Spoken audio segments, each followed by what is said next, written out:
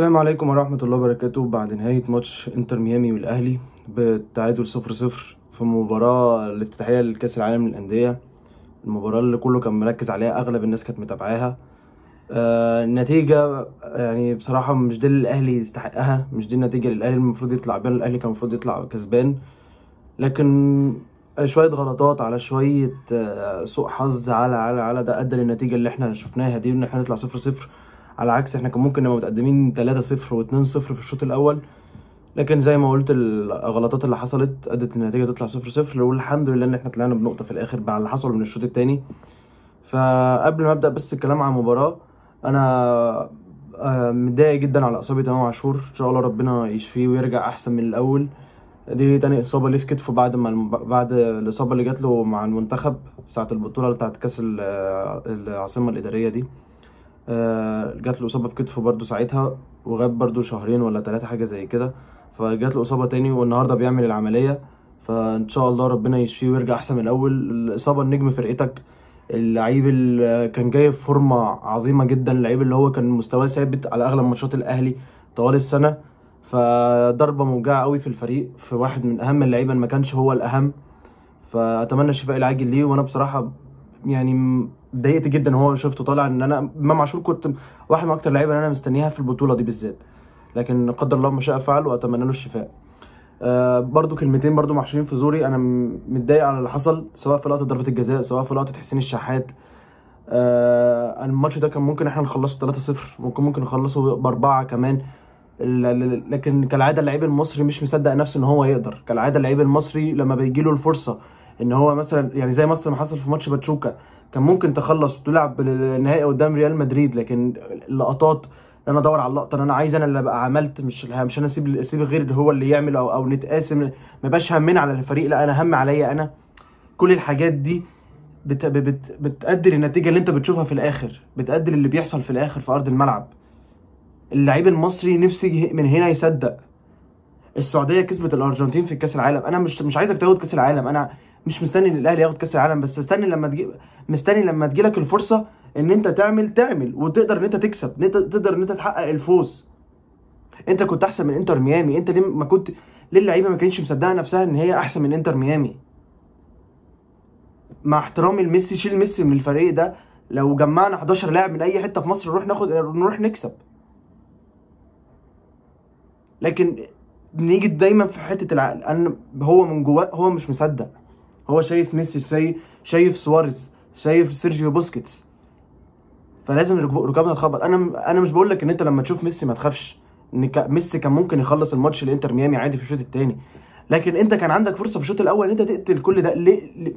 نفس اللي حصل معانا في ماتش الاورجواي، نفس اللي حصل مع الاهلي كتير جدا. حصل مع الاهلي قدام بالميراس، حصل مع الاهلي قدام فلامينجو، حصل مع الاهلي قدام ريال مدريد. كان ممكن مش مستنيك تكسب ريال مدريد، بس جات لك كذا فرصه ان انت تجيب اجوان في ماتش ريال مدريد، ما جبتش اجوان. حصلت لك قدام باتشوكا وحاجات واكتر من كده بكتير، دول اللي حاضرين في ذهني دلوقتي. لكن انا بجد الكلمتين دول كانوا محشورين في زوري. لعيب زي تريزيجيه، بنشوف اللقطه اللي نزلت بعد الماتش ان هو ما كانش هو المفروض يشوط ضربه الجزاء، ووسام وزيزو امين يتكلموا معاه وهم الاحق ان هم يشوطوا، وهو اللي مسك في الكوره في الاخر ضيع عشان هو فكر في نفسه. ما حدش يقول لي اي حاجه، هو فكر في نفسه. تريزيجيه مع المنتخب ما بيشوطش ضربات جزاء. قول لي انت اخر ضربه جزاء مهمه للمنتخب تريزيجيه كان شاط فيها. احنا لعبنا ضربات جزاء في افريقيا 22، لعبنا ضربات جزاء قدام الكوت ديفوار، لعبنا ضربات جزاء قدام الكاميرون، ولعبنا ضربات جزاء قدام السنغال. في الثلاثه تريزيجيه ما كانش بيشوط. وفي المنتخب اساسا، بعيدا عن ضربه الجزاء بتاعه السنغال في تصفيات كاس العالم، في ال3 مرات اللي انا قلت لك عليهم بتوع الكاميرون والسنغال والكوت ديفوار في افريقيا، كان زيزو هو دايما اللي بيخش الاول قبل محمد صلاح عشان هو يدي ثقه للعيبه. وزيزو في مصر معروف ان هو في ضربات الجزاء هو احسن واحد بيشوط ضربات جزاء في مصر وفي افريقيا. ولو مش عايز تدي زيزو، خايف على زيزو ومن الضغط اللي عليه، عندك وسام ابو علي، ده المتخصص بتاعك. وطلع ام بي سي مصر قالوا ان زيزو هو اللي اخذ الموافقه من الجهاز الفني. فانا مستني العقوبه تحصل لتريزيجيه زي ما حصلت، وانا مع العقوبه. زي الكلام المنتشر اخر كام ساعه ان في عقوبه تتوقع على تريزيجيه، فانا مستني العقوبه بصراحه. انا مش فارق لي حد غير الاهلي اللي عاقبه زي ما انت هتعاقبه، انا ما يفرقليش حد غير الاهلي. زي ما حصل مع قفشه قدام في ماتش فيوتشر لما اصر ان هو يشوط ضربه الجزاء وضيعها، وغيرها كتير في كذا لقطه. انا مستني العقوبه تتوقع على تريزيجيه، عشان انا قدامي لعيب طماع فكر في نفسه، ما فكرش في الاهلي، ما فكرش في الفريق، فكر في نفسه ان انا هجيب اول جون في كاس العالم في شكله الجديد، فدخل وضيعها.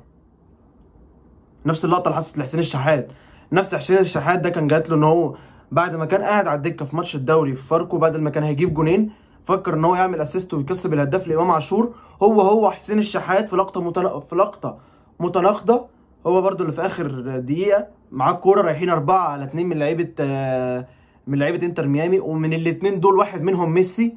انت كان ممكن تلعب الكوره الناحيه الثانيه لقفشه ولا طاهر، انت ما لعبتش، انت ولا مش ما اخدتش القرار، يا تشوت يا باصي، يا شوت يا باصي، قعدت تفكر في دي كتير. ففي الاخر نتجت ان احنا ضيعت مننا نقطتين كانوا مهمين. فدول كلمتين كانوا محشورين في زوري، انا كنت محتاج ان انا اقولهم. خلينا نخش في المباراه. التشكيله بدات بيها تشكيله مفاجاه، تشكيله انا ما كنتش متفائل منها خالص. فكره ان انت ما عندكش وينج رايت، لو مش عايز تلعب بزيزو كان ممكن تلعب بطاهر. حمدي فتحي ومروان عطيه تامين منها اكتر في ماتش انا كنت شايف ان انت محتاج تاخد فيه الريسك حتى في التبديلات، لكن ريبيرو ما اخدش الريسك. فاهم التشكيله انا ما كنتش متفائل منها. دخلنا تضييع الفرص، جات لك فرصه لوسام ضيعها كانت اوفسايد ماشي، بعديها فرصه لامام، وفي الفرصه دي انا عايز اتكلم على حاجه، ان انا الفرصه دي برده هلوم فيها تريزيجيه، ان قبلها امام كان طالع معيط، امام كانت لسه جايه له اصابته في كتفه وهو اللي اصر ان هو ينزل، على حسب كلام كل الصحفيين وعلى حسب كلام ابراهيم فايق ان هو اللي اصر ان هو ينزل، فنزل. فانت رايح انفراد، انت اقطم وشوط، امام نازل طلع بره الماتش خلاص اتشتت، عمال يفكر في كتفه، عمال يفكر هحتاج عمليه، هغيب عن البطوله ولا مش هغيب عن البطوله، فكل ده اثر على الفينش اللي هو فنشه. انا كنت شايف ان تريزيجيه الاحسن والاضمن، مش الاضمن برده دي حاجه مش مضمونه، كان ان هو يقطم ويشوط، ده اللي انا كنت شايفه. لكن برده دي هلوم عليها تريزيجيه، مش هلوم عليها امام، انه زي ما قلت امام كان قبلها اتشتت خلاص، طلع بره الماتش، فكر في الاصابه اللي جات له وان هو هيغيب و ادى على الفينش اللي هو حصل. بعدها فرصه حمدي فتحي، يعني عرضيه زيزو والتسليحه بتاعت بن رمضان وشوطه حمدي فتحي في النص. يعني حمدي فتحي جاب الاصعب منها قدام الرجاء في ربع نهائي كاس دوري ابطال افريقيا اللي احنا اخدناه من الوداد، جاب اصعب منها. بس بجد انا مش عارف ايه اللي بيحصل، بجد انا مخي هيضرب. بس انا يعني هو بن رمضان صلحها حلوه قوي قوي لحمدي فتحي، لكن للاسف اتفنشت غلط. الضربه الحره بتاعت اسامه ابو علي، شاطها في النص، الكره دي لو في اي زاويه كانت هتبقى في الجون. احنا اعتبر الشوط الاول مفيش فرصه خطيره جت على الشناوي غير الكام الركنيه اللي عملهم ميسي من الكورنر للجون على طول، فما كان قدر ان هو يتعامل فيهم بصراحه بشكل كويس. بعديها فرصه وسام ابو علي اللي برده الجون اللي جابه اتحسب اوفسايد. بعديها لقطه ضربه الجزاء اللي انا اتكلمت عنها ومش هتكلم عنها تاني. بعديها خلاص تحس قبل ضربه الجزاء اهلي، وبعد ضربه الجزاء اهلي تاني خالص، تحس اللعيبه خلاص فقدت الامل. مش عايز اقول ان هم مش عايزين يحاولوا، ان هم يحاولوا، بس هم كانوا فاقدين الامل، الشغف راح. حاجات ده كله بان في الشوط الثاني بالذات، وبعد اللقطه دي، ان انت بعد اللقطه دي كام كورنر بتوع ميسي، بعدها العرضيه مش عارف بتاعت اليندي ولا بتاعت اللعيب رقم 8 مش فاكر اسمه، لعب العرضيه وسام ابو علي شالها من على الجون، شالها من على الجون بصراحه، مش طلع تحسب لوسام ابو علي، شالها من حلق الجون حرفيا. ف بعد كده الشوط الاول خلص، الشوط الثاني لعيبه الاهلي شكل تاني بقى خالص، لعيبه تعبانه، لعيبه مش قادره، لعيبه بتجر في رجلها، ده اللي كان ظاهر في اغلب الشوط الثاني بصراحه. وده حته عايز اتكلم فيها على ريبيرو قدم لي شوط اول كويس جدا، واللي حصل في المباراه ده ضريبه ان ريبيرو مش عارف اللعيبه، عارفهم كاسامي بتفرج عليهم عشان كنا لما لعبنا اورلاندو والكلام ده كله، لكن دي ضريبه ان انت ما جبتش مدرب قبل كده بيلحق ياخد على اللعيبه، يلعب ماتش ماتشين يشوف اللعيبه، يعرف ده مين اهدى، مين ده تصرفه ازاي على الكوره. ان انا متاكد اي مدرب للاهلي جه وعنده فرصه ان هو ينزل حسين الشحات بمستوى حسين الشحات او قفشه، وان هو ينزل اشرف بن شرقي في اي مركز من مراكز الهجوم، انا كنت متاكد ان انت كنت محتاج واحد في هدوء زي اشرف بن شرقي. وهاجي في حته اشرف بن شرقي بعد ما اخلص الكلام عن الماتش، بعديها بقى فرصه ورا فرصه، فاول بتاع ميسي، الكام عرضيه اللي عملهم ميسي، والكره اللي شالها الشناوي. انا واحد مش من حراسي المفضلين الشناوي، لكن بصراحه الشناوي عمل ماتش كبير جدا. الشناوي احنا لولا الشناوي وياسر ابراهيم احنا الشوط الثاني كنا طلعنا منه خسرانين. النتيجه اللي حصلت دي والشكل اللي حصل وخناقات اللعيبه والكلام ده كله اثر على الشكل اللي كان ممكن يطلع بيه ياسر ابراهيم ويطلع بيه مروان عطيه ويطلع بيه محمد الشناوي. لكن بصراحه دول الثلاثه اللي يستحقوا الاشاده عن الشوط الثاني وعلى مجمل المباراه. ياسر ابراهيم فعلا عمل مباراه كبيره جدا. الشناوي كره الهيد غير الكره اللي شالها اللي خبطت في راسه، هو اصلا هو كان اتزحلق طلع غلط، وبعد كده عايز يلحق ان هو يرجع للجون فاتزحلق فالكره خبطت في راسه فطلعت. ده كله توفيق طبعا من ربنا، وغير برضه ان الشناوي دي اجابته وفي كره انفراد، غير في فرصه برضه شفتها في الشوط الاول دي حظ الاوسكار سكالوني ده ولا سكالاني، لقى الكره في ايديه بتاعت العرضيه بتاعت زيزو هيد بتاعت داري، خبطت الكره في ايده حظ. وطبعا المدافع اللي مربي شعره شالها قدامه وسام ابو علي. ادت النتيجه اللي تخلص بالشكل ده. زي ما قلت اكمل كلامي عن ريبيرو ان خلاص الماتش بعد كده خلاص بقى هما غير اللقطه اللي في الاخر بتاعت حسين الشحات اللي انا ده قرار انت قراري يا انا هرقص وهعدل واشوط يا اما انا هلعبها لطاهر ولا قفشه. الكره دي لو اتلعبت لطاهر او قفشه كنت خلاص انت شيل الحمل من عليك وطاهر وقفشه، واظن ان طاهر هيعرف يفنش الكره زي دي. ان لو الكره كانت راحت لطاهر وما عرفش يفنش انا كنت يعني بقى طاهر مش من حقه ان هو يلعب في الاهلي، وان كان ان هو طاهر ربنا كرمه معانا اخر فتره. غير كمان ان تبديلات انا كنت صراحه شايف ان حمدي فتحي مع حبي الشديد لحمدي فتحي، لكن انا على المستوى اللي كان عامله مروان عطيه فانا كنت شايف ان حمدي فتحي الشوط الثاني انا اغامر وانزل قفشه انزل بن شرقي ونهاجم اكتر من كده، ان احنا كنا محتاجين نفس في الشوط الثاني، محتاجين حد يجري في الشوط الثاني. زي ما بيقولوا الرطوبه عاليه، زي ما بيقولوا ان الرطوبه اثرت على شكل اللعيبه، وكنا فعلا شايفين ان اللعيبه في الشوط الثاني تعبت بالمجهود اللي بذلوه. فنزل نفس جديد وبن شرقي لعيب هادي، لعيب مش هيفكر، هو محضر اللي هيعمله في مخه وهو بينفذه بهدوء. فانت كنت محتاج لاعب هادي، لاعب في ماتشات كبيره شفناه قبل كده هو الهدوء اللي هو اللي بيحل لك كل حاجه. فنزل بن شرقي، لكن ده زي ما قلت ده ضريبه ان انت جبت ريبيرو في فتره ضيقه جدا. وانا مش مع النغمه ان انا الوم ريبيرو، انا يعني انا مش عايز الوم ريبيرو برضو، ان هو زي ما اللي قلتها في اكتر من مره في الفيديو ان هو جه في فتره ضيقه، لعب ماتش باتشوكا كام حصه والتمرين مش هيبين لك حاجه زي ماتشات.